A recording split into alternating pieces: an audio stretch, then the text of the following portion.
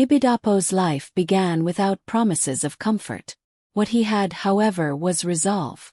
In the ever-awake city of Lagos, where survival demanded grit, he built his home on discipline, patience, and faith. When he married Abibi, young, vibrant, and industrious, their union became a partnership of endurance.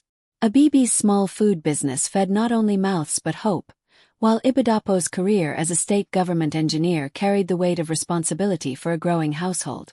They were blessed with 6 children. Each birth brought joy and new financial strain. Yet Ibidapo never wavered. Education became his covenant. No matter how thin his earnings stretched, school fees were paid, uniforms sewn, books purchased. Abibi woke before dawn daily, stirring pots and seasoning meals, her laughter often masking exhaustion. Their home was modest, but it overflowed with values: respect, hard work, prayer, and unity. 35 years passed in steady service. When retirement came, it did not bring rest.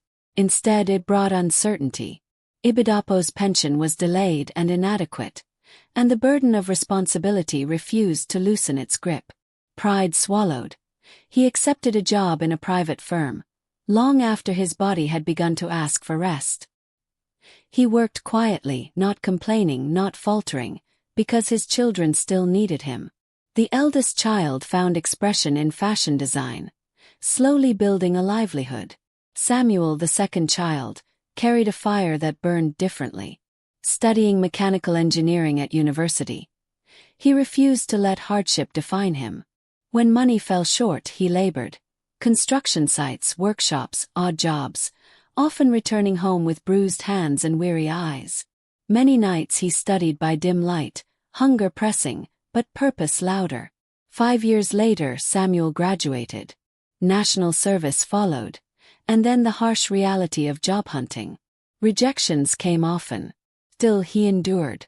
When he finally secured work at a furniture supply company, it was modest, but it was enough. One evening, he looked at his father, aging faster than time allowed, and said words that shifted the family's destiny. "Daddy, you've done enough. Let me take it from here." Ibidapo resisted. Pride again. But Samuel insisted. And slowly the burden transferred. Opportunities unfolded. Samuel met a colleague who owned an engineering firm and was offered a better role. His competence, integrity, and quiet diligence set him apart.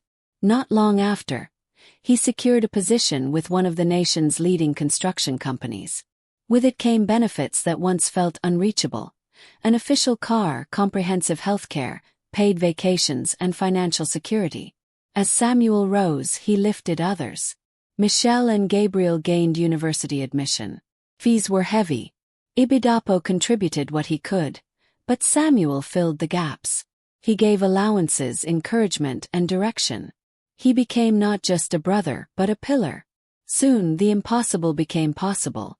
Michelle traveled to the United Kingdom. Gabriel went to Canada.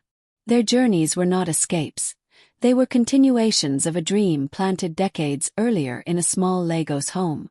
For the first time, Ibidapo and Abibi rested. Caregiver was employed. Medical needs were addressed promptly. Laughter returned. They watched their children thrive across continents, and in quiet moments they held hands, grateful. Then came the fall. Abibi slipped while going to the bathroom. First it seemed manageable, but her strength began to fade. Hospital visits became frequent. Eventually, she was admitted into one of Lagos' finest private hospitals. Money flowed, millions spent, but health did not return. A year passed in slow heartbreak. Abibi weakened, yet she smiled for her children. She spoke blessings. She made peace. When she passed, the house fell silent in a way words cannot describe. The children mourned deeply, but they were grateful she had lived fully. Her burial was befitting. Her life was honored. Ibidapo was broken. The woman who had walked every mile with him was gone. Though surrounded by love, his grief was personal and heavy. Still, life carried him forward. His church honored him with a chieftaincy title. His community recognized his years of service, naming him a patron and celebrating his contributions to development. Less than 2 years after Abibi's death, Ibidapo traveled to the United Kingdom. 2 of his children now lived there. He enjoyed the care, the attention, the warmth of family abroad. Samuel took him for medical checkups. Doctors found nothing alarming. Then he moved to Gabriel's home. On a quiet Sunday morning, Ibidapo prayed for his son. He spoke blessings, words that now echo with eternity. By afternoon he was gone. No sickness, no warning. Shock consumed the family. Plans halted. Tears flowed. Arrangements were made to return him home. His burial, like Abibi's, was dignified and honorable. And so, the house that sacrifice built stood complete. The parents were gone, but their legacy lived on in children who understood struggle, gratitude, faith, and responsibility.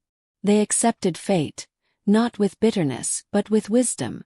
Because love, when lived well, never truly dies. Via